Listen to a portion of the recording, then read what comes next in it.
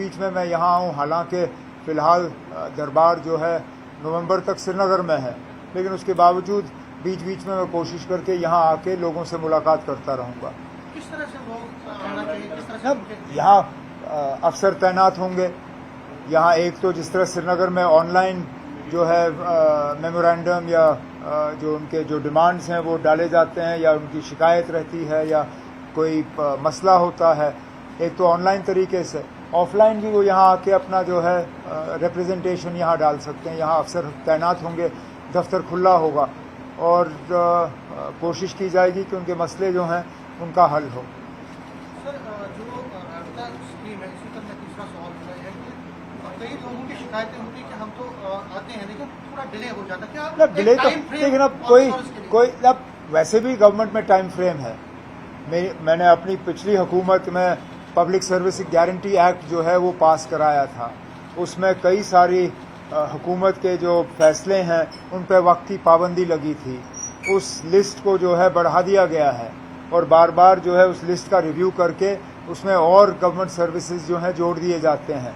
कोशिश हमारी रहती है कि कम से कम वक्त के अंदर अंदर ज़्यादा से ज़्यादा जो है ये लोगों के मुतालबे हल हों। सर, एक सवाल तो मैं पिछले कई दिनों से फिर एक सवाल है रिजर्वेशन इशू पे। आपने अभी जो कैबिनेट मीटिंग हुई थी उसमें सब कमेटी जो कैबिनेट की सब कमेटी रिकमेंडेड जो रिपोर्ट उन्होंने दी थी उसमें बात की होगी। पीडीपी और सज्जाद कौन कह रहे हैं कि ये टैक्टिक है टू वेस्ट टाइम। पीडीपी ये कहती है trust of students will be tested. वो पीडीपी वाले तो क्या किया था? एक सेकंड, आप पीडीपी वाले किस मुंह से ये बात करते हैं? जब महबूबा मुफ्ती को वोट चाहिए थे उन्होंने अपनी पार्टी के लोगों पे सख्त पाबंदी लगाई थी कि वो रिजर्वेशन के मामले में बात भी नहीं कर सकते हैं।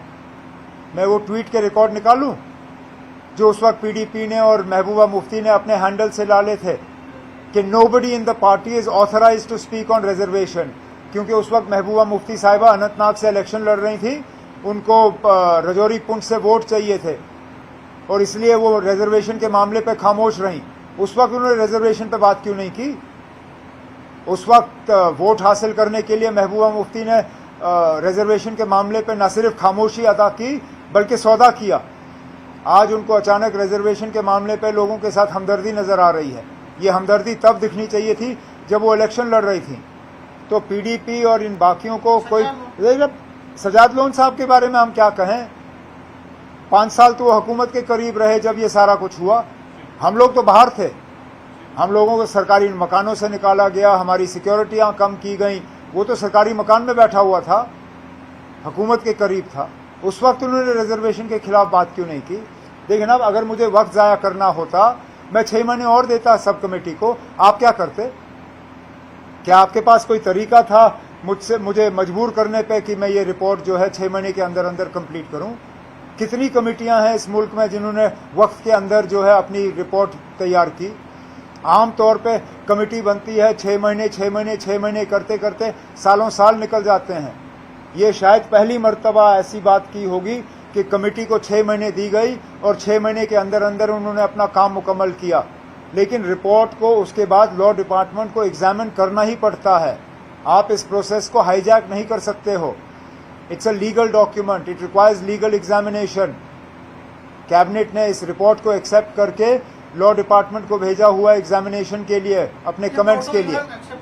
The report has come, we have taken the report, it has been sent to the law department now for comments. Law departments के कमेंट्स आके कैबिनेट इस पे बहस करेगी और अगला कदम वहां से लिया जाएगा। वो ना आप छोड़ दीजिए। 8 महीने हो गए अब आपको कुर्सी संभाले हुए, कितना आप अभी तक लोगों के एक्सेप्ट? मैं 8 महीने, 10 महीने, साल, 2 साल, 3 साल नहीं गिनता हूँ ना। लोगों ने हमें 5 साल दिए, ये सवाल आप हमें 5 साल के बाद करिए। नहीं ना, आपने बहुत कर लिया ना। नहीं ना, बहुत होगा। स्टेट हुड को लेके ही क्वेश्चन है। आप लोग काफी समय से बोलते रहे कि हम सरकार से उम्मीद करते हैं स्टेट हुड मिलेगा।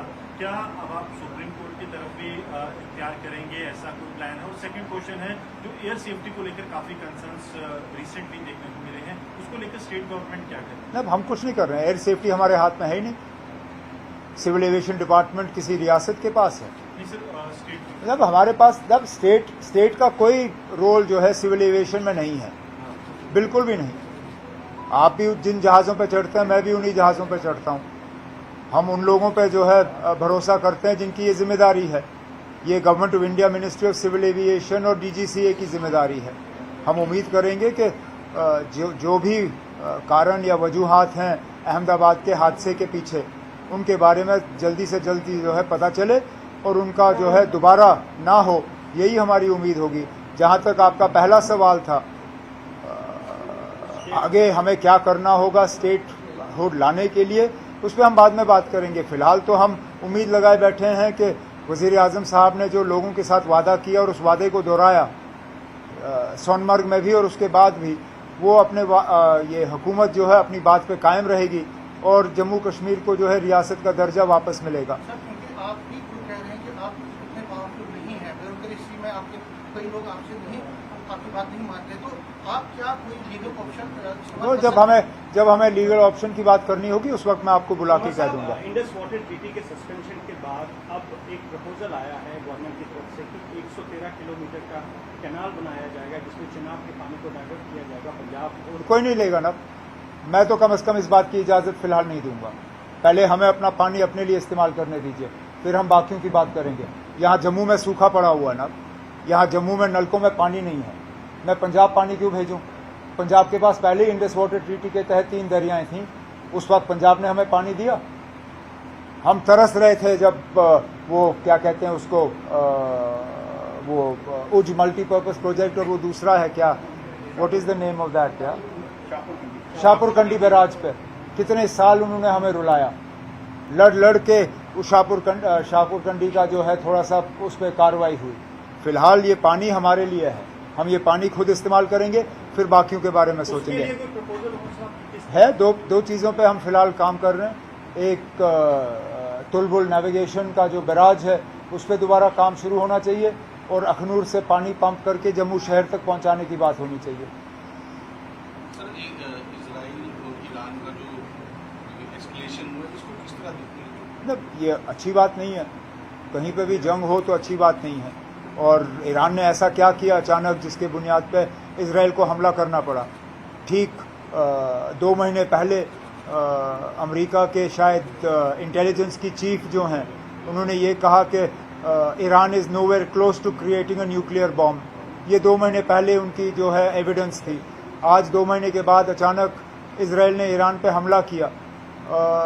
ये मतलब जितनी जल्दी ये सिलसिला रुके उतना अच्छा है, क्योंकि अब आप देखें लड़ाई तो ईरान और इजराइल के दरमियान है, लेकिन हमारे लोग उसमें फंसे हुए हैं। 1300 से 1400 हमारे बच्चे जो हैं वहाँ फंसे हैं। अब एक एक करके हम उनको